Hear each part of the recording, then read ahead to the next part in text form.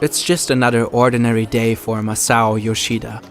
He's a 56-year-old engineer running a nuclear power plant. Like every day, he's assigning tasks, reviewing reports, and making sure everything is running smoothly. Little does he know that at this very moment, about 180 kilometers away, events are set in motion that will lead to one of the greatest disasters in the history of Japan. Just offshore, the Earth starts trembling. A magnitude 9 undersea megathrust earthquake shakes the region. The Japanese are used to earthquakes, but this one is different. It's the most powerful one the country has ever seen. And it will trigger a chain of events that will change the world forever. Japan has been hit by its biggest earthquake since records began. An explosion was heard and smoke seen. The images of destruction and flooding coming out of Japan are simply heartbreaking. Well, this is definitely not good news. This one is a bigger scale than anything this country has ever faced. There are new fears today that the reactor core being breached. There are now serious concerns about radioactive material leaks.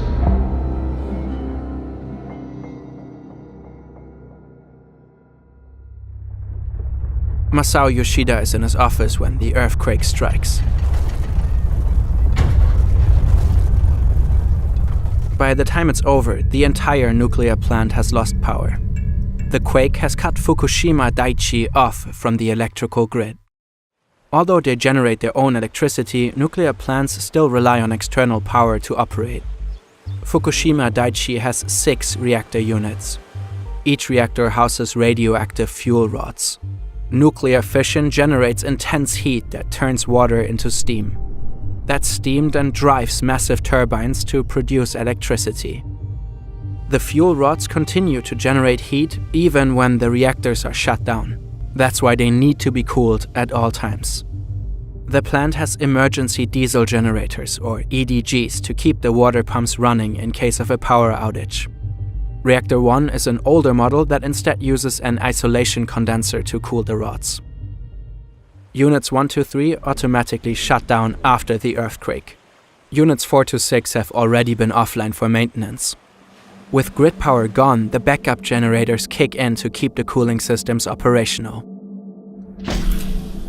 Masao Yoshida immediately evacuates his staff.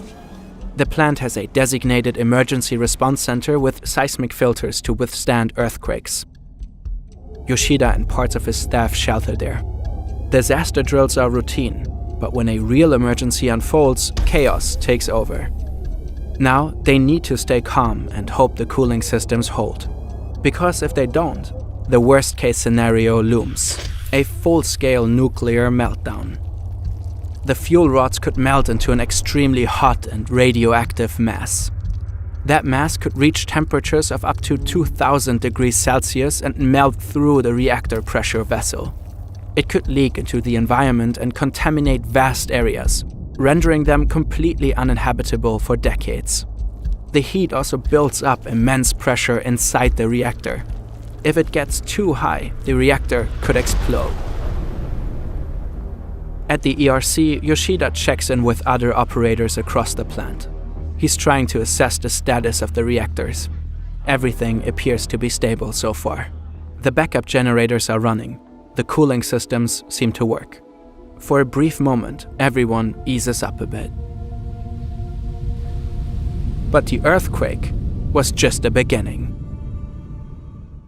Events like Fukushima remind us why the world needs experts who can design safer systems and respond to crises. You will work around 80,000 hours in your life. That's plenty of time to contribute to something meaningful, like preventing AI-related catastrophe or reducing pandemic risks. But where would you even start? 80,000 Hours is also the name of today's sponsor, a non-profit that's not selling you anything. Their only goal is to help you use your career to have the biggest positive impact possible. For over a decade, 80,000 Hours has researched the most effective ways to tackle global challenges, like AI risks and the spread of nuclear weapons. And everything they offer is completely free. A website packed with research, a job board with hundreds of high-impact opportunities, and a podcast featuring expert insights on a variety of important topics. Go to 80000hours.org/Fern to get their free in-depth career guide and make your 80,000 hours count. Out on the water, waves start building. They're small at first, but grow larger and more powerful as they approach the coast. Fukushima Daiichi sits right on the shoreline. It's designed to withstand waves up to 6 meters high. But against this monster tsunami, the walls don't stand a chance. A wave of almost 15 meters washes over the nuclear plant. Roads and pathways disappear underwater. Vehicles are swept away like paper boats. People run for their lives, seeking shelter on higher floors. About 8 minutes later, a second wave strikes, almost as high as the first. Containment buildings, turbines, offices, the flood just swallows the entire site. Yoshida monitors the situation from the ERC. A report comes in from the control room in Reactor 1. The tsunami has flooded the diesel generators. The lights are out and the instrument panels have gone dark. The isolated condenser at Reactor 1 has lost signal from the control room and gone into automatic shutdown. Without electricity, the engineers have no idea what's happening inside the reactors. They don't know if a meltdown can still be prevented, or if it's already well underway. Yoshida knows that this situation extends far beyond the power plant itself.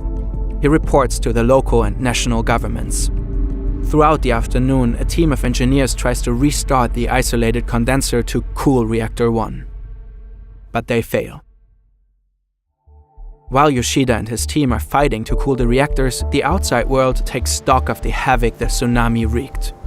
The waves have inundated large parts of the eastern coastline. Miyagi Prefecture is among the most affected. These are the areas hit by the tsunami. Tens of thousands of people have lost their lives. 100,000 people are forced to evacuate, and about 1 million homes are destroyed. The entire region is wrecked. But right now, the world's eyes are fixed on the looming nuclear disaster at Fukushima Daiichi. The workers at the plant are forced to get creative. They hook up car batteries to the instrument panels to restore the lights. Now they can finally read the parameters again and monitor the situation. Pressure inside the reactor is rising fast. Without cooling, the intense heat will boil the remaining water into steam and force the pressure even higher. There's only one option left to prevent an explosion: venting. That's a last resort procedure where special valves are opened to release steam and reduce pressure inside the reactor. Venting might prevent an explosion, but it has a price. Radioactive material could be released into the atmosphere, causing extreme levels of contamination. Which is why Masao Yoshida considers it the very last resort. Amidst the chaos, he's in close contact with the Tokyo headquarters of TEPCO, the power company that owns and operates the plant. But communication is difficult. People at HQ don't seem to grasp the gravity of the situation. Yoshida and his team feel abandoned. The water level in Reactor 1 is checked every 15 minutes and manually recorded next to the gauge. It appears to be rising. Maybe the water is not evaporating after all. The staff is relieved. They don't know the gauge is wrong. The worst-case scenario at Reactor 1 is already fully underway. The meltdown is happening. Radiation levels on site start spiking on the very first night. Yoshida fears the worst.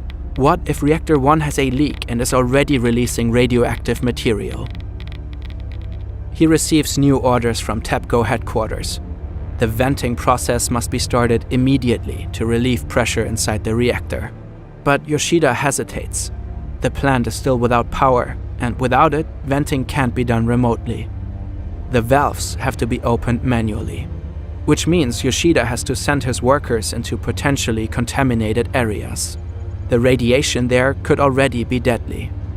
He faces an impossible choice: defy orders from the top, or risk the lives of his team.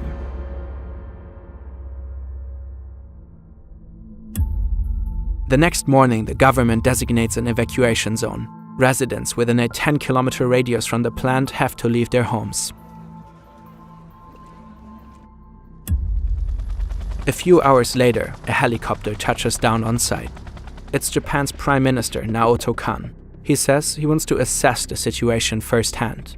But it soon becomes clear why he's really here: to pressure Yoshida into starting the venting process. Minutes later, the Prime Minister and his helicopter take off again. Yoshida and his team prepare for their most dangerous operation yet. A group of young workers volunteers to open the valves manually. Yoshida calls them his suicide squad. The men are fully suited up, pushing forward through the dark corridors. It's incredibly hot, almost 100 degrees Celsius. And all around them, invisible radiation looms. They finally make their way to the valves. Radioactive particles escape into the air, but at least the team is able to somewhat ease the pressure inside the reactor. Or so it seems.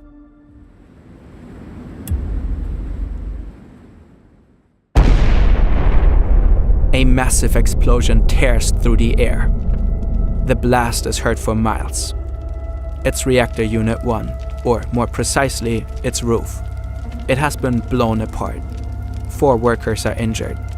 The superheated, vaporizing cooling water inside the vessel reacted with the molten fuel rods, producing hydrogen gas. Trapped beneath the roof, the hydrogen formed an explosive bubble and ignited. A huge amount of radiation is released into the environment.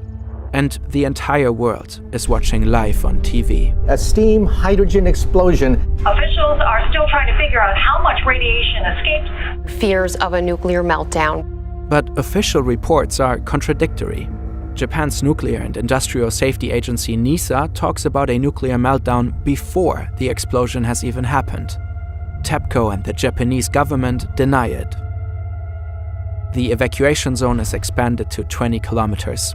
More people are forced to leave their homes. For now, the wind is pushing the radioactive cloud out onto the Pacific. But if it turns, it could blow straight towards Tokyo. At the plant, another issue comes up. The staff is running out of fresh water coolant. But the reactors must stay cool at all costs to prevent another explosion like the one in Unit 1. 冷却水がなくなりました。海水注入を開始します。 Yoshida makes a critical decision to use seawater for cooling. Fire trucks start pumping seawater into the reactor cores. Everything seems to be going according to plan. But then Yoshida gets another call from TEPCO. おい、海水注入って一体どういうことだ？はい、進めてます。え、本当か？はい、もう開始してます。なんだって？もう始めてるのか？何か問題ありますか？そんなことはするな。どういうことですか？とにかくやめろ。なぜですか？もう動いているので止められません。黙れ。こっちはみんなそれで怒ってんだ。TEPCO orders Yoshida to stop the seawater injection immediately. The salt water will do irreversible damage to the reactors. TEPCO wants to avoid that, hoping that one day the reactors can be put back into operation. Yoshida faces yet another impossible choice, and this time he defies the order. The team continues the seawater injection. It will later become clear that Yoshida's bold decision prevented an even greater catastrophe. Slowly but steadily, the reactor temperatures begin to drop. 2 days later. Reactor 3 is rocked by a hydrogen explosion similar to that in Unit 1. ホム、災害、災害! Just moments before the blast, Yoshida had sent some of his men to check on Reactor 3. Now he's riddled with guilt. Did he just send them straight to death? Yoshida has the sinking feeling he may never make it out of there alive. He bows before his team to apologize for his bad judgment. But with the very next breath, he asks them for their help again, fully aware of the incredible risk they are taking. He is moved by how many of them agree to keep going. The cooling efforts continue. Helicopters and concrete pumps are used to spray the salt water into the reactors. But the rising radiation levels make it increasingly difficult to get close. The Geiger counters are now measuring radiation levels of 400 millisieverts per hour. That's a lethal dose for human cells and comes with a dramatic increase in cancer risk. And the day after, the bad news just keep coming. There's another explosion in Reactor 2 in the morning. And another one in Reactor 4 in the afternoon. The wind has shifted too. For a while, there's a radioactive cloud heading straight for Tokyo. This is it, Yoshida thinks. The downfall of Eastern Japan. But giving up is not an option. Yoshida evacuates everyone who is not essential to cooling the reactors. A bus takes the employees to Fukushima Daini, another nuclear plant 17 kilometers to the south. Out of 750 staff members, only a core group of about 50 people remains. Japan's fate now rests in their hands. The group will later become known as the Fukushima 50. They risked their lives to prevent an even greater disaster. That same day, the government steps in front of the camera. It's the first time they acknowledge the health risks posed by rising radiation levels around the plant. Another day dawns, and the situation is still far from under control. The fuel rods in Reactor 1 are now half exposed. Electricity is back, and the seawater injection continues. The fuel rods in Unit 2 are also partially exposed. Radiation levels remain dangerously high. All across the site, smoke rises and fires burn. It's a truly apocalyptic sight. The Fukushima 50 are working day and night, pushing through under brutal conditions. They are in a relentless battle to keep the reactors from overheating. Yoshida and his team are determined to hold the line until the bitter end.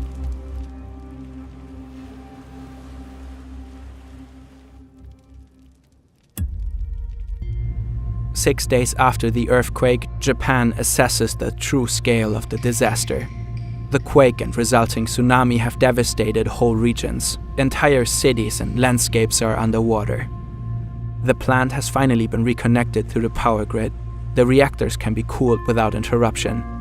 But vast areas around Fukushima are so contaminated they remain uninhabitable for decades.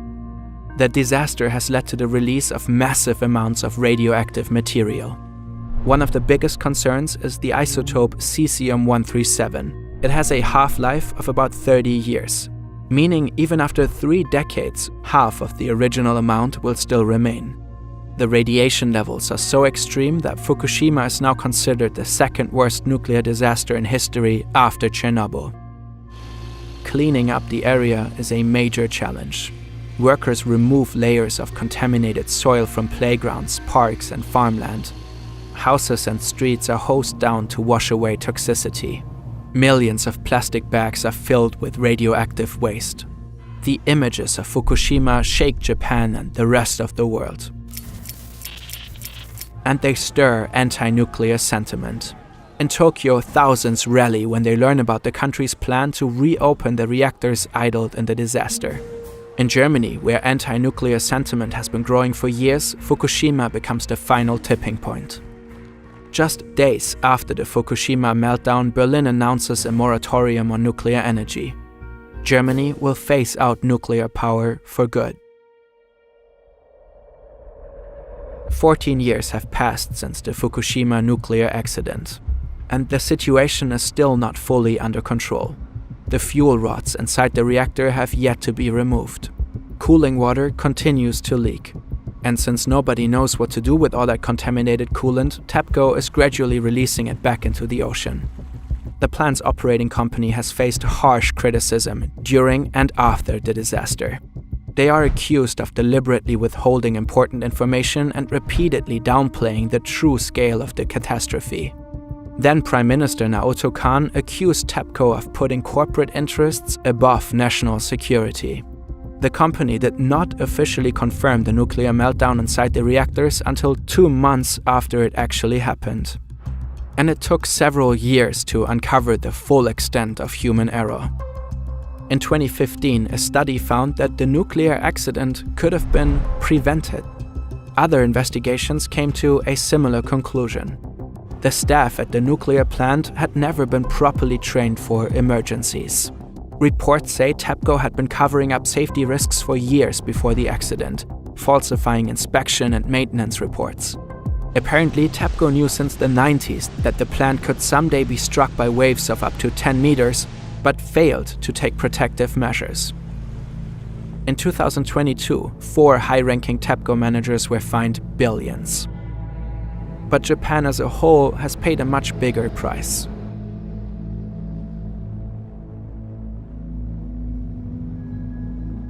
To this day, the area around Fukushima looks like one big, eerie ghost town.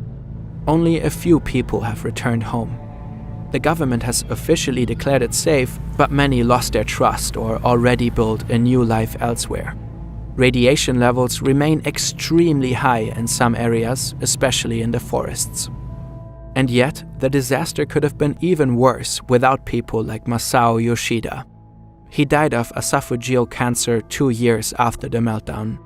According to Japanese news reports, his illness was not related to radiation exposure. It was just bad luck.